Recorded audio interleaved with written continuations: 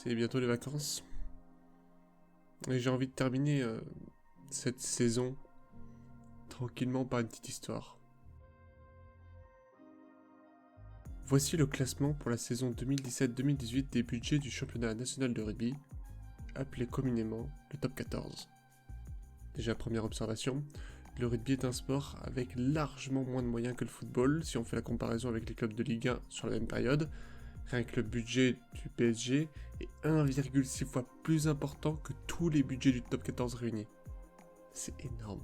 Et dans un sport qui se professionnalise de plus en plus, l'argent devient vite le nerf de la guerre. Plus de budget, c'est plus de moyens, plus d'infrastructures, ou en tout cas de l'équipement de meilleure qualité, et dans une certaine mesure de meilleurs joueurs, issus de centres de formation ou par les transferts. De l'argent va dépendre la survie du club, et chaque année c'est un combat. Mais voilà, aujourd'hui ce ne sera pas pareil. L'histoire ne serait pas exceptionnelle si ce que je venais de vous dire était toute la réalité. Aujourd'hui, je vous raconte la fabuleuse histoire du Castres Olympique.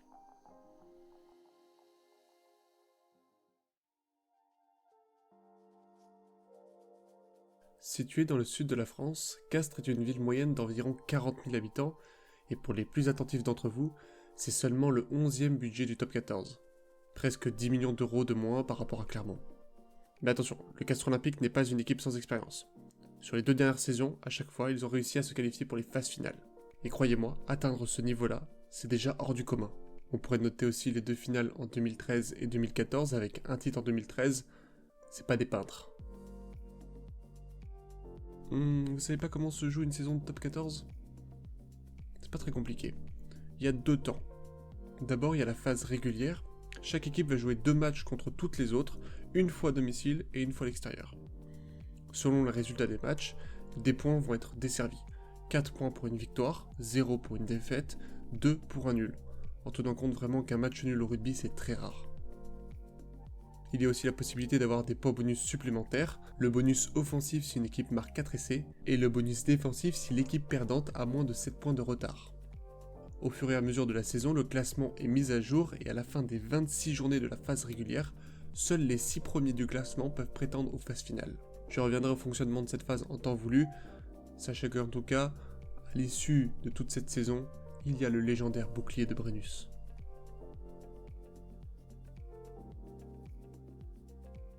Et croyez-moi, il y en a beaucoup qui veulent l'avoir. Étonnamment, pour la saison 2017-2018, la star du Castres Olympique n'est pas un joueur. On a bien quelques joueurs connus comme Rory Cocotte, Oudar Pilieta, Anthony Gelon, Julien Dumora, mais c'est l'entraîneur qui est l'image médiatique du club. C'est l'un des coachs les plus charismatiques et les plus reconnaissables du rugby français.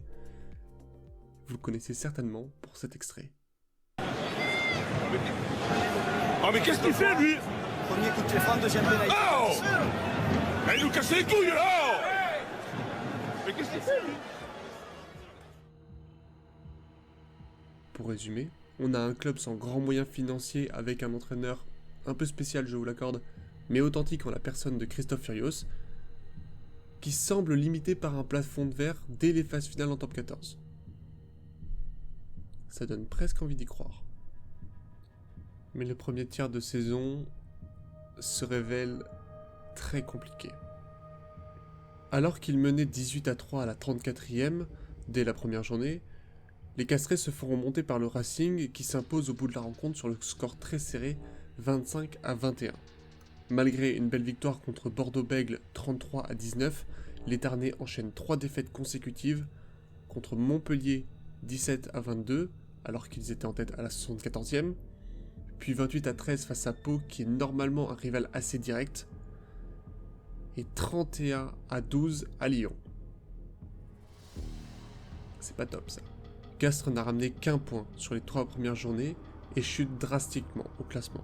Il faut se remobiliser et éviter à tout prix la crise de 4 défaites consécutives, sauf que le rival de la 6e journée n'est autre que le champion de France en titre, l'ASM.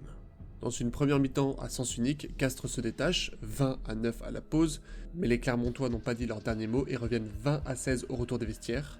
La grogne se fait sentir, mais Oudar Pilieta est tranquille face aux perches et le dernier essai jaunard ne changera rien. C'est une vraie bouteille d'air frais pour le CO. Le plus dur semble être fait, surtout que quand on voit l'adversaire la semaine prochaine, c'est tranquille. Brive, certes, sont chez eux, mais n'ont pas eu le moindre succès en 6 matchs.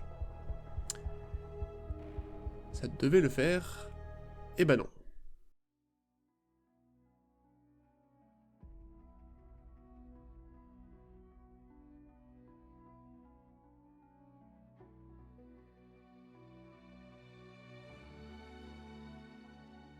Ils se sont fait accrocher par la lanterne rouge du classement, 27 à 22, seulement un point bonus défensif pour se consoler, et encore je pense que c'est pas le cas. Voilà. Presque un tiers de la saison, et Castres est 11e du top 14. On dirait bien qu'ils sont à leur place. Mais non. On peut pas demander à une équipe qui vient de faire 2 saisons consécutives dans le top 10 de faire une 11e place. Et ça, ils le savent tous, les joueurs, le staff, les familles, l'entraîneur. Tout le monde est au courant.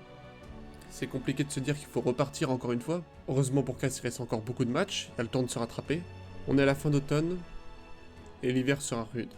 Alors soit on se regarde, soit on se bat. Et croyez-moi, le Castres Olympique, ils ont décidé de se bouger.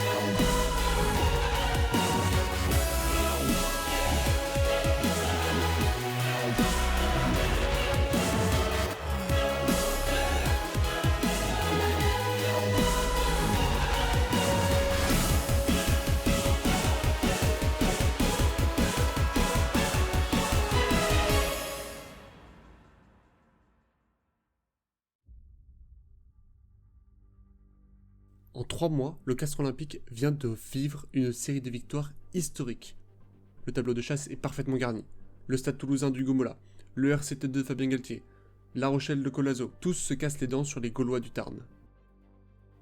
À l'aube de la 15e journée de top 14, Castres est désormais 2e ex-aequo du classement avec 42 points, 3e dans la réalité si on prend la différence de points marqués, points encaissés. Mais au global, l'ascension est fulgurante. À ce moment-là, 4 équipes semblent déjà éliminées de la course au top 6, Brive, Oyonnax, Agen et le Stade Français, pourtant 3e budget du top 14. La 15e journée contre Agen à l'extérieur peut donc s'avérer plutôt facile, mais voilà, ça fait quasiment un trimestre que le CO n'a pas perdu. Non seulement c'est devenu une cible, les adversaires se préparent beaucoup mieux, les hommes sont fatigués, et ils sont peut-être un peu sur un nuage.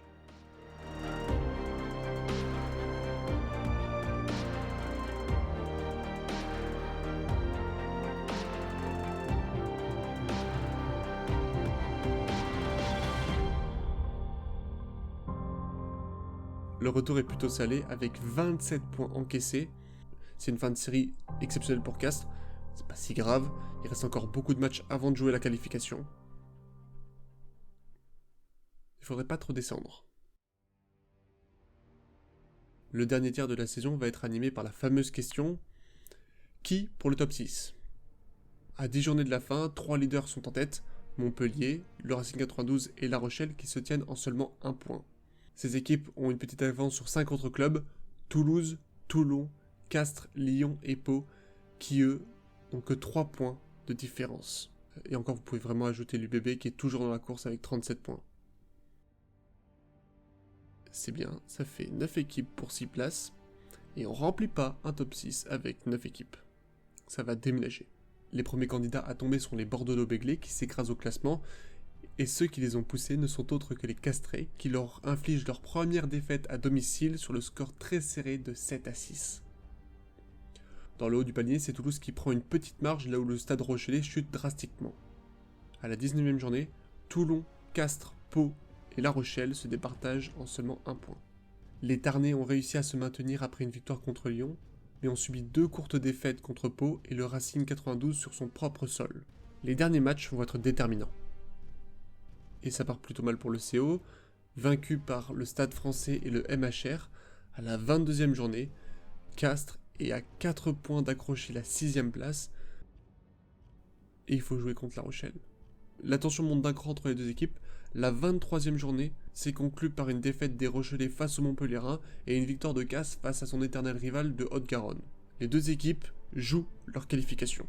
Et l'avantage, c'est que La Rochelle est à domicile. Christophe Furios le sait très bien et informe ses joueurs, c'est maintenant ou jamais.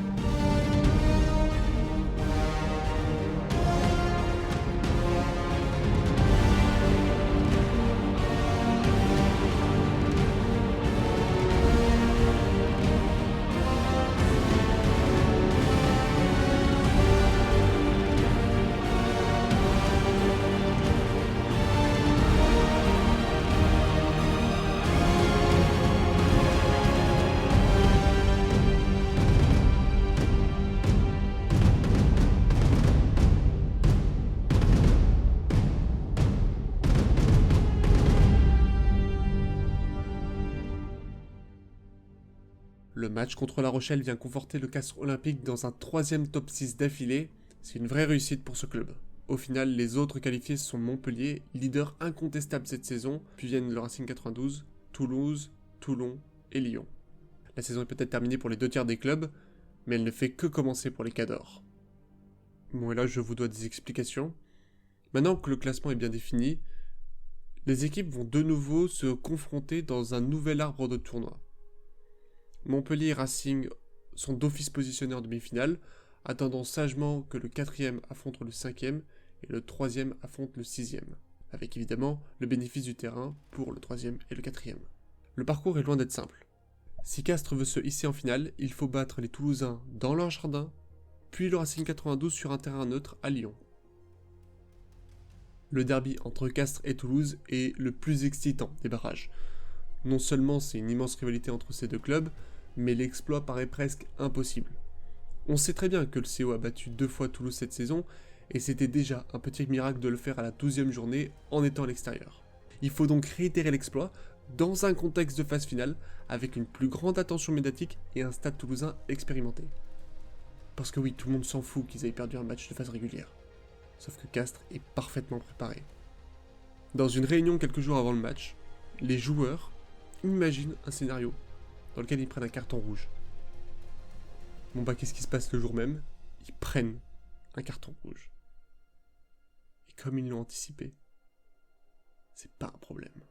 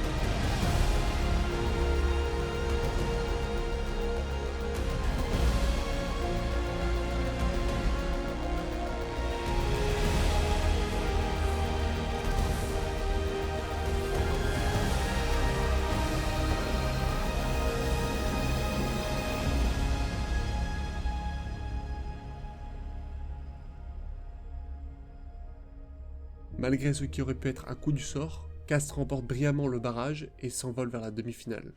Et là encore, ça n'a rien à voir. Durant la saison régulière, Castres a subi 11 défaites et seule la section paloise, le MHR et le Racing 92 ont triomphé à 2 reprises éternées. 3 équipes. Pau n'est pas là. Et le Racing. Bah ça part en finale. Et évidemment ça part en finale.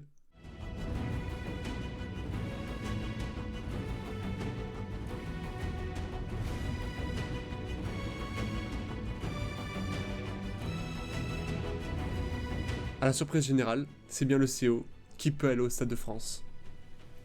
Le chemin est dantesque. Dernier qualifié, 11e budget du top 14 et une finale pour remporter le bouclier de Brennus.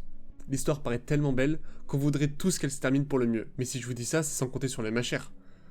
Leur saison à eux aussi a été exceptionnelle. C'est une équipe qui a marqué 19 points sur 20 après seulement 4 journées. C'est une domination de 21 journées sur 26 à la tête du top 14. Nous avons sous les yeux la meilleure attaque du championnat, qui compte dans ses rangs l'immense Ulpicamol et le destroyer fidjien Nemanja Nadolo, comptabilisant tous les deux 12 essais cette saison. Et accessoirement, c'est une équipe qui a battu le CO 2 fois cette saison, avec notamment un 45-7 quelques mois plus tôt. Donc bien évidemment, les hommes de Vern Cotter sont largement favoris. Et puis c'est pas si mal pour Castres qui a déjà réussi sa saison. On pourra rien leur reprocher. Ils ont rien à perdre. Bah autant gagner.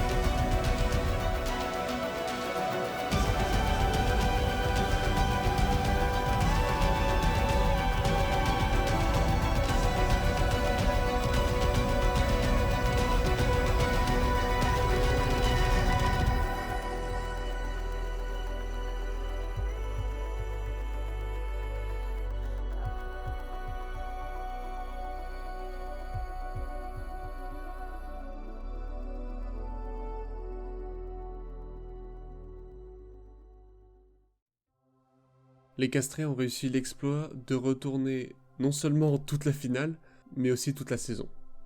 Les Montpellierins se sont fait avoir et passent complètement à côté en ratant notamment 9 points au pied par l'intermédiaire de ces deux buteurs. En face, les Castrés ont tout maximisé. J'en prends l'exemple du premier essai de la partie qui est une belle construction. Premièrement, une touche à 5 mètres de Dumora qui pousse le MHR sur sa ligne. Deuxièmement, un cafouillage en touche qui montre que les Montpellierins n'étaient pas dedans. Du coup, ça donne une mêlée au Castrés. Et quelques temps de jeu plus tard, on retrouve Dumora à la conclusion qui dépasse Ouedraogo pour marquer l'essai. Et ça, juste avant la pause. Revenu des vestiaires avec d'autres intentions, le retour du MHR et même le carton jaune de Loïc Jacquet n'ont pas suffi. Seul Castres demeure. Contre toute attente, le 11e budget du top 14 rentre chez lui avec le bouclier de Brennus. Une telle prestation dans un rugby moderne de plus en plus affiné est une vraie anomalie. C'est peut-être ça que j'aime le plus, voir ceux qui, contre toute attente, déjouent tous les pronostics. C'est une histoire qui est magnifique. Sans être forcément supporter castré, c'est le moment de gloire de Christophe Furios pour le moment dans le rugby français, mais il y a quelque chose dans ce petit club de campagne qui, évidemment, sur le long terme, aura beaucoup plus de difficultés que les grandes villes, qui montre quand même que le rugby est un sport unique. C'était Marcel Pagagnol. Sur ce, portez-vous bien, et n'oubliez pas, allez les Bleus.